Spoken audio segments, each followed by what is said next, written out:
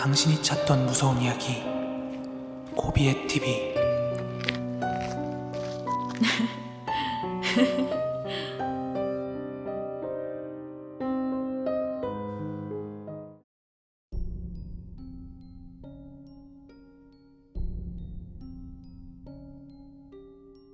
코비의 TV 구독자 은정님의 제보 사연입니다.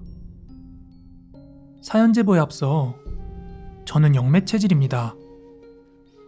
잘 아시겠지만 무당 체질과는 조금 달라서 주변에 관련된 일을 하는 사람들이 있으면 그저 같이 보고 느끼는 정도이죠.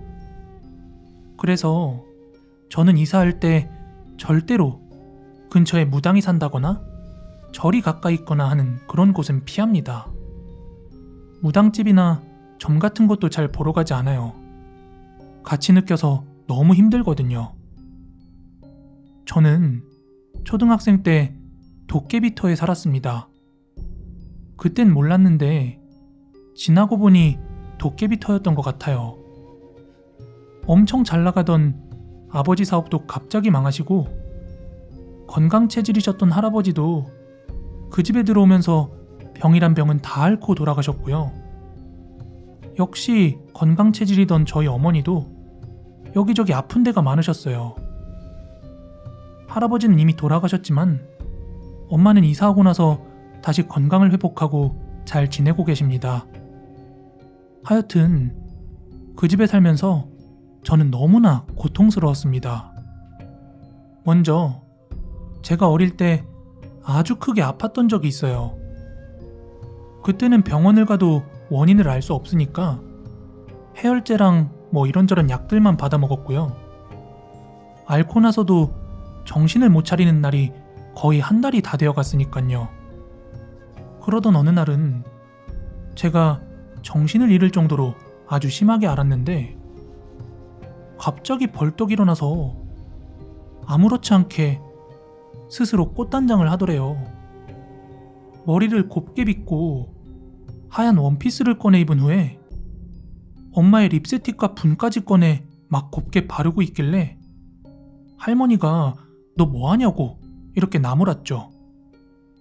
그때 제가 하던 대답을 아직까지 에피소드로 말씀하시곤 하시는데 초점이 다 나간 눈으로 할머니의 손을 팩 뿌리치면서 제가 이랬대요. 나 예쁘게 하고 가야 돼. 언니가 기다리잖아, 이씨. 그 말에 소름이 끼친 할머니가 제 뺨을 때리고선 제가 기절하니까 다시 눕혀놨다고 하더라고요. 왜냐하면 저는 장녀입니다. 저희 아버지가 외동이셔서 저는 사촌도 없는걸요.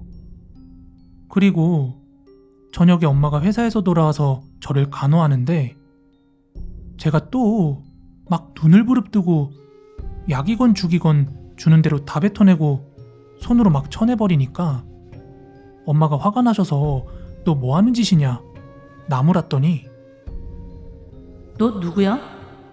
너 내 엄마 아니잖아. 너 누구냐고?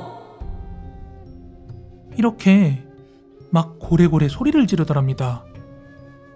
이때까지만 해도 엄마나 할머니는 열이 너무 높아서 헛소리를 하는 거라 생각하고 일단 넘어갔죠. 참고로 저는 기억이 전혀 나지 않습니다. 후에 제가 성인이 되고 나서 그때 말씀해 주시더라고요. 그러다 한 번은 무속인은 아니시지만 옛날 무속신앙 같은 걸 잘 아시는 먼 친척 할머니께서 한번 집에 놀러 오셨는데요. 그때 제 상태를 보시더니 저러다 애 잡는다면서 제가 직접 본 게 아니라 잘 기억은 나지 않지만 바가지에 쌀이랑 물을 담아 놓고서 식칼을 날카롭게 갈아서 그걸 바가지 안에 휙 던지는 그런 행위를 했었대요. 그게 어떤 거냐면 귀신에 안 들리면 칼이 눕고 귀신에 들리면 칼이 빳빳하게 선다고 하더라고요. 저요? 뭐가 나왔겠어요? 칼이 빳빳하게 서다 못해 시퍼렇게 날이 서 있었다니까 말 다 했죠. 그렇게 그 할머니께서 일종의 비방 같은 걸 해주시고 가셨는데 타이밍이 그랬는지 아니면 진짜 효과가 있었던 건지 신기하게도 그러고 얼마 뒤에 감쪽같이 나와서 잘 지내고 있었습니다. 그리고 그때부터였네요. 사람이 아닌 것이 보이기 시작한 게요. 당시 할아버지는 병원에 계시고 할머니는 병간호를 하셨고요. 그리고 부모님은 맞벌이를 하셔서 집에 혼자 있거나 남동생과 둘이 있는 시간이 많았더랬죠. 저 혼자 있을 때는 수시로 봤습니다. 그 소름 끼치는 여자의 모습을 말이죠. 그 집이 2층 50평대였나? 꽤 큰 주택이었고 저희가 집주인이었습니다. 1층 두 곳은 세를 놨었고요. 제 방이 옥상으로 올라가는 길과 붙어 있었기 때문에 창문은 항상 열어두고 살았었습니다. 그 소름 끼치는 젊은 여자는 제가 혼자 있을 때만 유독 저를 괴롭혔습니다. 늘 제 귓가를 맴돌면서 너 자지 말고 나랑 놀자. 창문으로 지금 당장 나와. 어서. 이렇게 말을 걸며 속삭이는 건 부지기수고 안방 쪽창문에 얼굴을 들이대고 제가 뭘 하는지 항상 관찰하기도 했습니다. 얼굴은 돌아가지 않고 눈동자만 저를 따라다니곤 했어요. 처음엔 너무 무서웠지만 집 안으로는 안 들어오나 보다 하고 조금 안심하려던 찰나 그 여자는 집안 살림들을 건드리기 시작했습니다. 침대 아래에 틈이 좀 있죠? 머그컵 하나 들어가기 힘들 정도로 그런 낮은 높이였는데 혼자 있을 때 화장실이라도 다녀오면 언제 그랬는지 가재 도구들이 침대 밑에 막 흩뿌려져 있었습니다. 물과 음식 같은 것도 막 난장판이 되어 있고요. 결벽증이 있는 엄마 탓에 안방에는 먹을 것을 들이지 못했는데도 말이죠. 태풍 때문에 정전이라도 될라 치면 침대 옆에서 저를 지켜보기도 했고요. 차라리 가위라도 눌리면 으악 하고 기절이라도 할 텐데 이건 뭐 계속해서 지켜만 보고 있으니 무슨 짓을 할지 몰라 더 무서웠습니다. 그렇다고 노래라도 틀잖아요?